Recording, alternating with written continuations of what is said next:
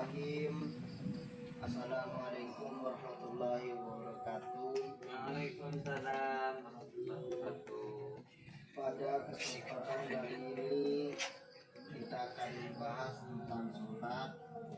Apa itu sholat? Yaitu sholat menurut syara ialah sebuah rangkaian ucapan dan perbuatan yang diawali dengan takbir dan diakhiri dengan salam beserta syarat-syarat yang telah ditentukan. Itu menurut Imam Al-Rafi. Sholat adalah sebuah rangkaian ucapan dan perbuatan yang diawali dengan takbir dan diakhiri dengan salam dan disertai dengan syarat-syarat yang telah ditentukan. Adapun hikmah di dalam sholat itu, yang pertama itu kita bahas dari sujud dulu. Pertama, sujud di dalam sholat ini sebuah posisi di mana kita mencium tanah bersujud kepada Allah Subhanahu wa taala sebagai tanda kita adalah sebuah insan yang sangat rendah, dan sebagai tanda bahwa kita ini memang rendah di hadapan Tuhan,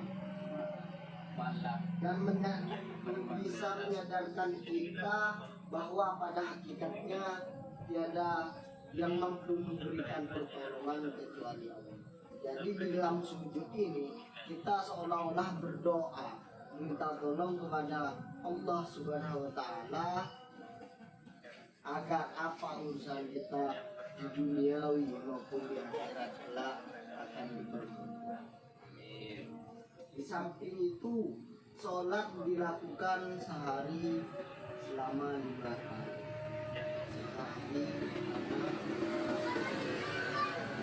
Sehari 5 hari.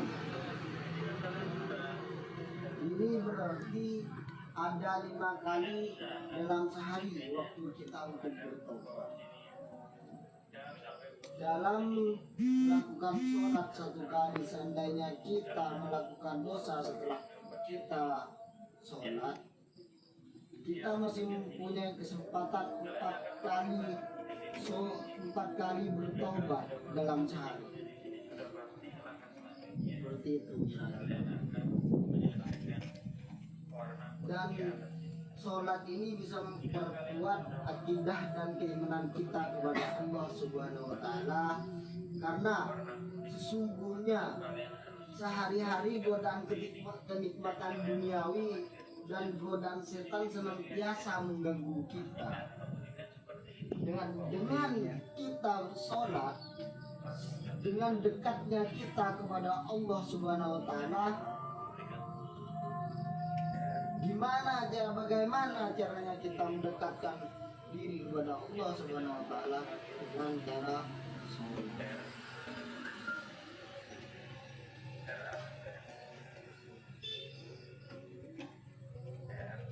Jika sholatnya seseorang itu sudah benar, maka insya Allah setan akan takut dan menggodanya. Dan apabila sholatnya seseorang itu bolong-bolong, setan akan tambah semangat yang ingin menggoda manusia. Adapun syarat sahnya sholat, yaitu yang pertama, syarat wajibnya sholat yang pertama, beragama Islam. Seandainya orang tersebut kafir, maka dia tidak diwajibkan untuk sholat. Dan syarat yang kedua yaitu mumayyiz.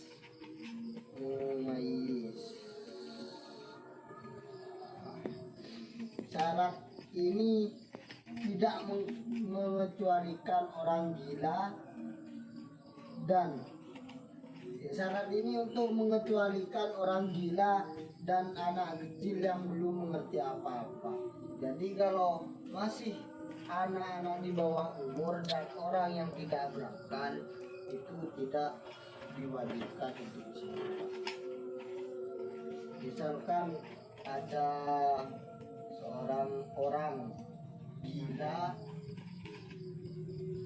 dan dia tidak sholat, maka dia tidak terbebas oleh dosa. Dia tidak dosa karena dia tidak berakal. Dan syarat yang ketiga yaitu sudah masuk waktunya sholat. Misalkan kita mau sholat dulu, dia masih belum adzan zuhur, kita tidak diperbolehkan sholat zuhur. Maksud bukan tidak diperbolehkan, sholatnya kita itu dihukumi tidak sah karena kita sholat di luar waktunya sholat. Jadi kalau kita mau sholat zuhur, kita harus menunggu adzan zuhur, baru kita bisa sholat zuhur. Tandanya zuhur seperti apa? Tanda-tanda masuknya waktu zuhur itu matahari berada di tengah-tengah. Misalkan ini bayangannya itu tidak ke timur dan tidak ke barat, berada di tengah-tengah, itu tanda masuknya sholat zuhur. Dan yang keempat, mengetahui fardu-fardunya sholat. Wajib untuk mengetahui fardu-fardunya sholat itu. Syarat sholat yang nomor 5 yaitu tidak meyakini satu fardu pun sebagai laku sunnah. Artinya bagaimana? Misalkan kita di dalam ruku itu hukumnya wajib. Jika kita menghukumi sunnah, maka sholatnya itu tidak sah. Seperti itu. Dan syarat sholat yang keenam yaitu suci dari hadas kecil dan hadas besar. Dalam melakukan sholat, kita ini harus suci, bebas dari najis kecil maupun najis yang besar. Misalkan dari tempat sholat dan pakaian itu harus suci. Dan apalagi dari hadas kecil dan hadas besar. Tubuh kita itu harus memang benar-benar suci ketika kita sedang sholat. Soalnya di dalam sholat ini kita akan menghadap kepada Sang Pencipta, yaitu Allah Subhanahu wa Ta'ala. Dan yang 8, menutup aurat bagi yang mampu dengan batasan tertentu bagi perempuan dan laki-laki. Nah, di dalam sholat kita harus menutup aurat kita. Kalau laki-laki auratnya itu dari pusar hingga lutut. Kalau perempuan seluruh tubuh kecuali telapak tangan dan muka. Dan yang 9, menghadap kiblat. Kecuali bagimu musafir yang melaksanakan sholat sunnah, orang yang dalam kecampuran dan orang yang buta arah. Artinya bagaimana? Kita dalam sholat ini harus menghadap ke kiblat. Kecuali musafir yang sedang melaksanakan perjalanan melakukan sholat sunnah, itu tidak wajib menghadap kiblat. Dan orang yang sedang melaksanakan perang itu tidak wajib juga menghadap kiblat. Dan orang yang buta arah, itu tidak tahu di mana arah kiblat gitu.